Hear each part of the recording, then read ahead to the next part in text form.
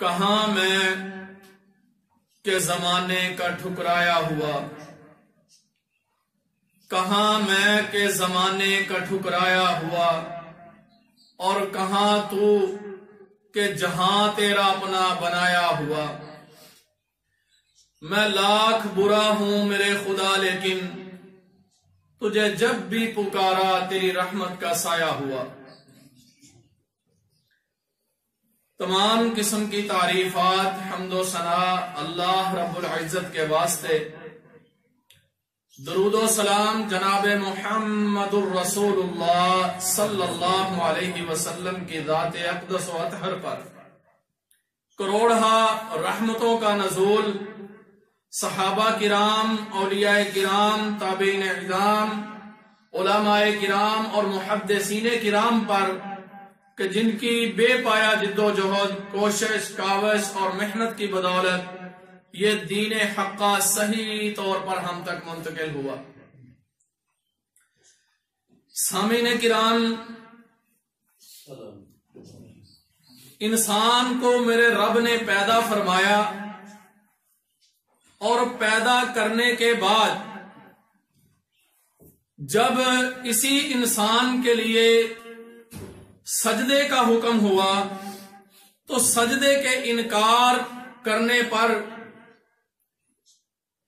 رب تعالی نے جو شیطان سے سوال کیا، فرمایا ما منعک اللہ تسجد اذ امرتک، وہ چیز کیا ہے کہ جس نے تجھے انکار پر ابھارا، اکسایا کہ تو نے سجدے سے انکار کر دیا؟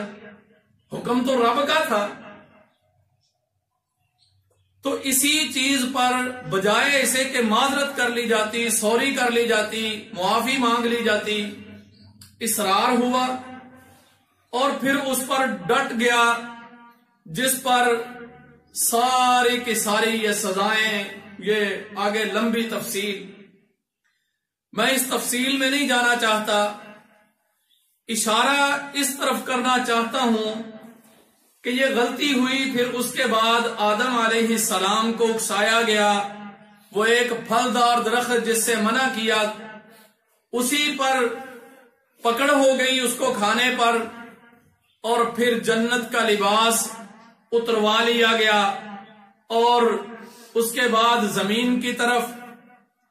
تو سامعین کرام، پھر آدم علیہ السلام اس پر ڈٹے نہیں، اصرار نہیں کیا، بلکہ غلطی کا اعتراف کیا، اور فوراً رب سے رجوع کرتے ہوئے فرمایا ربنا ظلمنا انفسنا وَإِن لَّمْ تَغْفِرْ لَنَا وَتَرْحَمْنَا لَنَكُونَنَّ مِنَ الْخَاسِرِينَ۔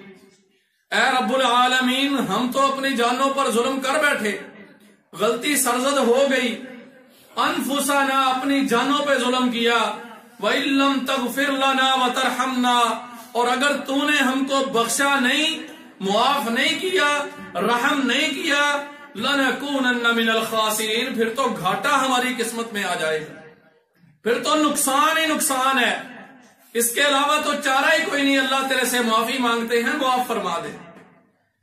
اللہ رب العزت نے معاف فرمایا، کیوں؟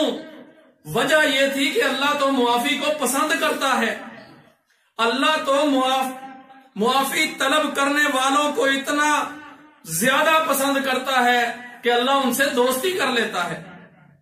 رب دوستی کرتا ہے، لیکن آئیے ہم اگر دوستی کرنے والے ہیں تو ہمیں رب سے دوستی کرنی چاہیے، تو پھر رب ہمارے لیے رستے ہموار کرتا ہے، اور فرمایا ان اللہ یحب التوابین ویحب المتطہرین۔ اللہ پسند کرتا ہے کن کو؟ توبہ کرنے والوں کو، جو توبہ کرتے ہیں، اللہ کی طرف رجوع کرتے ہیں، اللہ ان کو پسند کرتا ہے۔ اور پسند کسے کیا جاتا ہے؟ اور جس کو پسند کیا جاتا ہے پھر اس کو دوستی کے لیے چنا جاتا ہے۔ تو آئیے میرا رب دوستی کے لیے معیار بتا رہا ہے، یہ معیار، اور یہ اس معیار کے اوپر ہمیں پورا اترنا ہے، رب ہمارا دوست بن جائے گا۔ اللہ اکبر کبیرہ۔ نبی کریم صلی اللہ علیہ وسلم نے وضاحت فرما دی، کل بنی آدم خطاء وخیر الخطاؤن التوابون۔ पूरे का पूरा बनी आदम सारे के सारे खताकार हैं, लेकिन इन खताकारों में से मोहब्बत किन से की जाती है, पसंद किन को किया जाता है, बेहतरीन लोग कौन हैं, आला मकाम वाले कौन हैं? फरमाया व खैरुल खत्ताऊन अत्तव्वाबून, जो मुआफी तलब कर लेते हैं, जो अल्लाह की तरफ रुजू कर लेते हैं, जो रब ताला की तरफ राबता करके मुआफियों के तलबगार बन जाते हैं, रब उनसे दोस्ती भी करता है, उनको मुआफ भी करता है, और अल्लाह रब्बुल इज्जत उनके साथ ऐसी मोहब्बत करता है कि हर मुश्किल मरहले के अंदर अल्लाह उनको दोस्ती करके उनको ऐसे निकालता है कि उनको खुद समझ नहीं आती कि इतने मुश्किल मरहले से कैसे निकल जाए। अल्लाहु अकबर। ये इंसान के साथ रब की मोहब्बत है। रब आधी रात या आखिरी हिस्से में अल्लाह निचले आसमान पे तशरीफ लाते हैं। मेरा सवाल है, रब को क्या जरूरत पड़ी है निचले आसमान पे आने की? नाउजुबिल्लाह सुम्मा नाउजुबिल्लाह, क्या सातवें आसमान पे फिर अल्लाह सुनता नहीं है? नहीं। और वल्लाह ये बंदों के साथ मोहब्बत है। अल्लाह निचले आसमान पे, जिसको आसमान दुनिया बोलते हो, अल्लाह उस आसमान पे आके आवाज लगाता है कि है कोई मुझसे शिफा तलब करने वाला, है कोई मुझसे इस्तगफार करने वाला, है कोई मुसीबतों के अंदर जकड़ा हुआ जो मुझसे नजात मांगे, मैं उसको नजात दे दूं? कोई है? कोई उठे तो सही, मांगे तो सही, रब के सामने हाथ फैलाए तो सही, झोली को फैला के रब के रब्ता तो करे। अल्लाह रब्बुल इज्जत तो झोलियों को भर देता है। अल्लाहु अकबर कबीरा। सामीन किराम, रब अल्लाह इतनी मोहब्बत करता है बंदे से और तौबा पर इतना खुश होता है कि शायद अंदाजा नहीं कर सकते हम। नबी करीम सल्लल्लाहु अलैहि वसल्लम की एक हदीस से समझाना चाहूंगा। फरमाया, एक बंदा सफर पे निकलता है, सामान साथ है, खाने पीने का सामान लेके सवारी पे, ऊंट पे सवार हुआ, सफर के लिए निकल गया। अब सफर करते करते करते करते थक गया, एक जगह पे रुका, दरख्त के नीचे, साए के नीचे, अब वो आराम करने लगा। आंख लग गई बैठे बैठे। अचानक जब आंख खुली तो देखता है कि सवारी गायब है। सवारी के ऊपर खाने पीने का सामान भी उसी के ऊपर, सवारी भी नहीं है। और सहरा के अंदर जो लोग कभी गए हैं वो जानते हैं, अगर ऐसे अगर हालात पैदा हो जाए तो सीधा मौत है, सीधी मौत है, बचने के इम्कानात खत्म हो जाते हैं।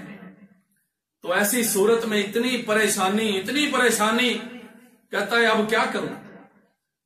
दोबारा नींद आई, ऊंघ आई। अचानक क्या देखता है कि सवारी दोबारा सामने खड़ी है, खाने पीने का सामान भी मौजूद है। गोया ये हॉस्पिटल से जो लाजवाब बंदा था, इसका इलाज हो गया, अल्लाह ने शिफा दे दी इसको, अब ये बच गया, जिंदगी नहीं मिल गई यूं समझिए। तो खुशी की क्या इंतहा है? कहता है अल्लाह तू मेरा बंदा है, मैं तेरा रब हूं। खुशी की इंतहा के अंदर अल्फाज जुमला उल्टा निकला। कहना तो यूं चाहिए था कि अल्लाह तू मेरा रब है, तूने मुझे बचा लिया, लेकिन कहता है अल्लाह मैं तेरा रब हूं, तू मेरा बंदा है। जुमला गलत निकला। अल्लाह कहते हैं खुशी की इंतहा के अंदर इसको पता भी नहीं चला कि क्या रहा है। अल्लाह कहते हैं जब मेरा बंदा वापस पलटता है, तौबा करता है, गुनाहों से वापस आ जाता है, मुझे इस बंदे से भी ज्यादा खुशी होती है। इस बंदे से भी ज्यादा अल्लाह खुश होता है जिसको नई जिंदगी मिली है। अल्लाहु अकबर। सामीन किराम, रब मुआफ करता है और मुआफी को पसंद करता है। रब ताला अपने बंदों को मुआफ करके खुश होता है, और बल्कि यहीं पर बस नहीं, अल्लाह तो ऐसी मुआफी देता है कि जो गुनाह किए होते हैं उनको भी अल्लाह नेकियों में बदल देता है, उनको भी नेकियों में बदल देता है। कोई लाइए ऐसी मिसाल कि जो किसी के साथ लड़ाई हो जाए, झगड़ा हो जाए, नाराजगी हो जाए, उसका नुकसान किया हो, उसका नुकसान भी वापस ना करे और सुलह भी हो जाए, और उल्टा वो इनाम के तौर पे आपको और दे दे دے کہ چلو یہ میری طرف سے اور رکھ لو. ہے کوئی مثال؟ میرا رب دیتا ہے. رب کہتا ہے الا من تاب وآمن وعمل صالحا. جو بندہ پلٹ آتا ہے، توبہ کرتا ہے، پھر نیک عمل کرتا ہے. شرط کیا ہے؟ توبۃ نصوحا. جب توبہ کرنی ہے پھر سچی کرنی ہے، پھر دل سے پختہ ارادے کے ساتھ اس دل کی بنجر زمین کو بدل دینا ہے، پھر اس پہ دوبارہ گناہ کے اثرات نظر نہ آئے. تو فرمایا فَأُولَٰئِكَ يُبَدِّلُ اللَّهُ سَيِّئَاتِهِمْ حَسَنَاتٍ. پھر اللہ سیئات کو، گناہوں کو بدل کے نیکیاں بنا دیتا ہے. گناہوں کے انبار تھے، وہی گناہوں کے انبار جو تھے وہ نیکیاں بن چکی ہیں. اللہ اکبر. میرے رب کی محبت کا اندازہ تو کیجئے، کس قدر رب اپنے بندوں کے ساتھ محبت کرتا ہے. نبی کریم صلی اللہ علیہ وسلم کا اسی وجہ سے معمول تھا. آپ فرماتے میں دن میں 100 مرتبہ استغفار کرتا ہوں. 100 مرتبہ، 100 بار استغفار. اللہ سے معافی مانگتے چلے جا رہے ہیں. تو سامعین کرام، اس استغفار کو، توبہ کو اپنا معمول بنا لیجئے. چلتے پھرتے استغفر اللہ کا ورد کیجئے. چلتے ہوئے ایسے بعض گناہ ہو جاتے ہیں، غلطیاں ہو جاتی ہیں، ہمیں معلوم بھی نہیں ہوتی، ہمیں علم بھی نہیں ہوتا، پتہ بھی نہیں چلتا کس کے ساتھ ہم نے ٹھوکر کھائی ہے، کس کو تکلیف پہنچا دی ہے، کس کو ہمارے الفاظ کی ادائیگی سے نفرت ہوئی ہے، دل دکھا ہے اس کا. بعض دفعہ ہم یہ سمجھ بھی نہیں پاتے. تو استغفر اللہ چلتے پھرتے اس کو اپنا معمول بنا لیجئے. اور جب اس طرح کی کیفیت پیدا ہو جاتی ہے، جب اللہ سے بندہ معافیاں مانگنا شروع کر دیتا ہے، جب رب سے توبہ کا طلبگار ہو جاتا ہے، پھر اللہ کے ہاں کچھ مشکل نہیں ہے. پھر بڑے بڑے گناہوں کے انبار لے کے آ جاؤ. نبی کریم صلی اللہ علیہ وسلم نے فرمایا کہ اگر تمہارے گناہ زمین و آسمان کے خلا کو بھر دیں، آسمان کی بلندیوں کو چھو رہے ہوں، اس کو گناہ کرنے کے لیے دلیل نہیں پکڑنا. یہ نبی کریم صلی اللہ علیہ وسلم فرما رہے ہیں کہ اگر اتنے گناہ ہو بھی جائیں تو پھر بھی مایوسی نہیں ہے.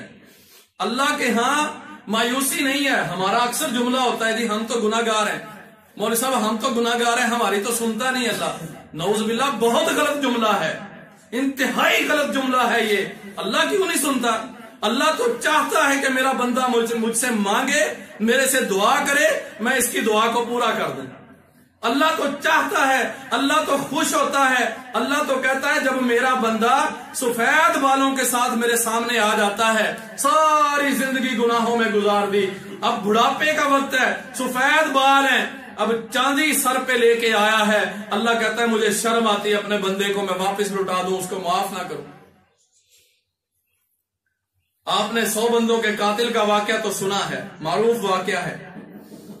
مجھے بتائیے کہ جو شریعت یہ کہتی ہو کہ ایک انسان کو قتل کرنا پوری انسانیت کو قتل کرنا ہے، وہ 100 بندے کے قاتل کا کیا مقام ہے وہاں پر؟ کیا اس کی حیثیت کیا ہے؟ لیکن اگر وہ بھی دل کی زمین کو بدل لے، اگر یہاں سے رب کے ڈر سے، تقوی سے، خوف سے رب سے معافی مانگنا چاہے تو اللہ کے آگے صرف ہاتھ پھیلانے کی دیر ہے. اللہ تو معاف کرنے کے لیے پہلے ہی تیار ہے. یقین مانیے اللہ پہلے ہی تیار ہوتا ہے کہ میرا بندہ معافی مانگے میں اس کو معاف کر دوں.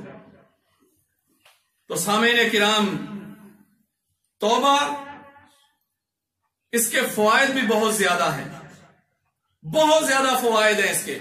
جو بندہ توبہ و استغفار کرتا ہے، اللہ اکبر، اس کے انتہائی زیادہ فوائد ہیں، جن میں سے چند ایک آپ کے سامنے رکھوں گا.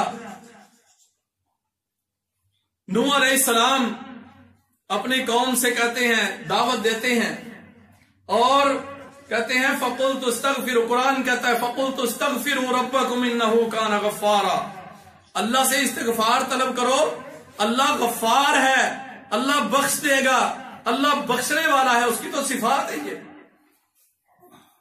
یہیں پہ بس نہیں. یرسل السماء علیکم مدرارا، تمہیں بارشوں کی طلب ہے تو اللہ بارشیں عطا کرے گا.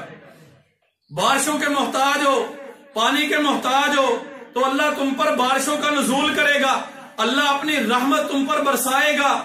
وَيُمْدِدْكُمْ بِأَمْوَالٍ، اور رب تمہارا مال کے ساتھ تمہاری مدد کرے گا، مال کے ساتھ۔ مال چاہیے، کس کو نہیں چاہیے ہم میں سے؟ ہر بندہ پریشان ہے جی، پوری نہیں پڑ رہی۔ اللہ کہتے ہیں استغفار کرو، تمہارے مال، تمہارا رزق کشادہ کر دوں گا، اور ایسی ایسی جگہ سے اللہ رزق عطا فرمائے گا کہ تم سوچ بھی نہیں سکتے۔ نبی کریم صلی اللہ علیہ وسلم کے پاس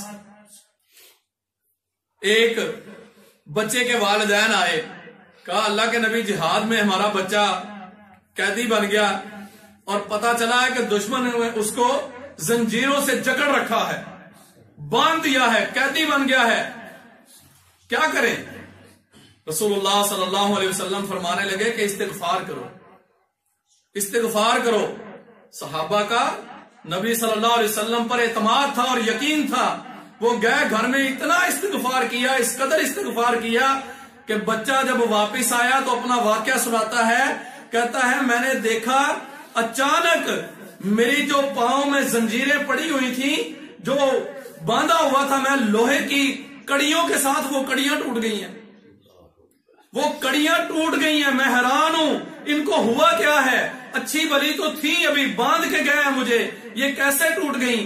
جب وہ ٹوٹی میری نظر پڑی ایک اونٹنی پر، کہتے ہیں میں اونٹنی پہ سوار ہوا، میں نے دوڑنا چاہا، دوڑا، اچانک دوڑا تو اونٹنی کے پیچھے اونٹ بھی پڑ گئے، وہ بھی پیچھے بھاگنے لگ گئے، کیونکہ اپنی جان بچانی تھی۔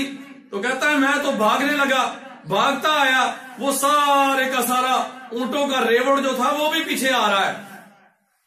نبی کریم صلی اللہ علیہ وسلم کے پاس حاضر ہوئے اور کہنے لگے اللہ کے نبی یہ معاملہ ہے، ہم نے توبہ استغفار کی، اللہ نے رب العزت نے رحمت کی، بچہ ہمارا واپس آ گیا ہے، لیکن یہ مال تو کافروں کا ہے، یہ بھی آ گیا ہے۔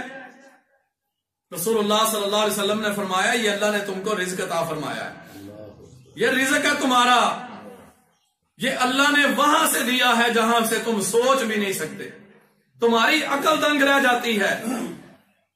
کہاں معاملہ تھا بچے کو چھڑانے کا، اور کہاں ان کا مال بھی لے کے مال غنیمت کے طور پہ آ رہا ہے، مال بھی ساتھ آ گیا، رزق بن گیا۔ تو سامعین کرام، توبہ و استغفار کے فوائد ہیں، وَيُمْدِدْكُمْ بِأَمْوَالٍ وَبَنِينَ وَيَجْعَلْ لَكُمْ جَنَّاتٍ وَيَجْعَلْ لَكُمْ أَنْهَارًا، اللہ تمہاری بخشش بھی کرتا ہے، اللہ تمہیں بیٹوں سے بھی نوازتا ہے۔ وقت نہیں ہے اس کے اوپر بھی آپ کو بتانا چاہتا ہوں کہ آج جو ہم غیروں کے دروں پہ چلے ہوئے ہیں بیٹے لینے کے لیے، ہزارہا ہم نے کوششیں کی ہوئی ہیں اور ہزارہا طریقے اختیار کر لیے ہیں، ہمارے اولاد نہیں ہوتی، سال دو سال میں ہم ایسے ایسے پنگوں میں پڑ جاتے ہیں کہ رب تعالیٰ بھی اوپر بیٹھ کے کیا کہتے ہوں گے کہ یہ میرا بندہ، میں نے اس کو پیدا کیا، اب اپنے بھی اولاد کے لیے یہ غیروں کے دروں پہ جا رہا ہے۔ کس قدر شرمندگی کی بات ہے ہمارے لیے۔ اللہ کہتا ہے وَيُمْدِدْكُمْ بِأَمْوَالٍ، اولاد نہیں ہوتی، میں کہتا ہوں استغفار کیجئے، اللہ تمہیں اولاد عطا فرمائے گا، بیٹے عطا فرمائے گا۔ وَبَنِينَ وَيَجْعَلْ لَكُمْ جَنَّاتٍ وَيَجْعَلْ لَكُمْ أَنْهَارًا، اللہ کہتے ہیں میں تمہیں باغات بھی دوں گا، اور باغات صرف خالی باغات نہیں، ان کے ایسے باغات دوں گا جن کے نہریں چلتی ہوں گی، ان کے لیے پانی کا بندوبست بھی ہوگا، ایسے باغات اللہ عطا فرمائے گا۔ فَقُلْتُ اسْتَغْفِرُوا رَبَّكُمْ إِنَّهُ كَانَ غَفَّارًا، اللہ رب العزت استغفار چاہتے ہیں اپنے بندے سے، لہذا آج سے یہ عہد کر لیجئے کہ ہم نے ہر وقت استغفار کرتے رہنا ہے، اپنے زبان پر وہ کلمے لاتے رہنا ہے جن میں استغفر اللہ ہے، استغفر اللہ الذی لا الہ الا هو الحی القیوم واتوب الیہ، اور اگر کوئی بڑا گناہ سرزد ہو جائے تو فوراً رب سے رجوع کرنا ہے، اللہ کے آگے جھک جانا ہے، اللہ کے آگے سجدہ ریز ہو جانا ہے، اللہ ہم تو پیدا ہی خطا کار ہوئے ہیں، اللہ ہمیں معاف فرما دے، اور یقیناً اللہ رب العزت معاف فرماتا ہے۔ وآخر دعوانا ان الحمدللہ۔